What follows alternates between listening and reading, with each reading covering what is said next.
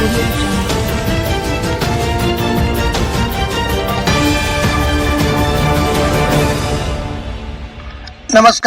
News 24 Parbhani वार्तामध्ये आपले स्वागत। मी शिवाजी चव्हाण।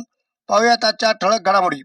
परभणी जिल्ह्याचे पोलीस अधीक्षक श्री रवींद्र सिंह परदेश साहेब यांनी जनतेला मतदारांना 100% मतदान करावे असे आवाहन करत जिल्हा परिषद पंचायत समिती निवडणुकीसंदर्भात कुठेही अनुचित प्रकार घडू नये म्हणून सर्वत्र चोख असा बंदोबस्त ठेवलेला आहे। तरी परभणी जिल्ह्यात जास्तीत जास्त मतदानाचा टक्का वाढावा, खऱ्या अर्थाने लोकशाही रुजू व्हावी म्हणून मतदारांनी जास्तीत जास्त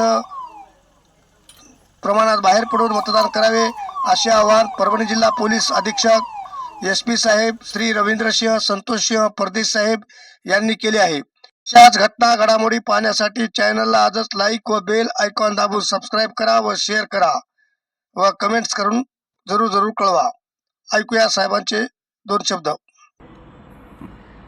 उद्या होणाऱ्या जिल्हा परिषद पंचायत समितीच्या निवडणुकांसाठी SP, ॲडिशनल SP, 5 पोलीस उपअधीक्षक, 165 अधिकारी, त्याच पद्धतीने 1554 अंमलदार आणि 2258 होमगार्ड आणि 2 SRPFच्या कंपन्या तैनात करण्यात आलेल्या असून एकूण 1169 इसमांविरुद्ध बॉन्ड घेण्याची कारवाई करण्यात आलेली आहे, प्रतिबंधक कारवाई करण्यात आलेली आहे। त्याच पद्धतीने तडीपार 14 आणि तात्पुरते तडीपार 227 इसमांविरुद्ध कारवाई करण्यात आलेली असून 9 इसमांविरुद्ध 45,000 रुपयाचा दंड वसूल कुणबीच्या बॉन्डची कारवाई करण्यात आलेली आहे।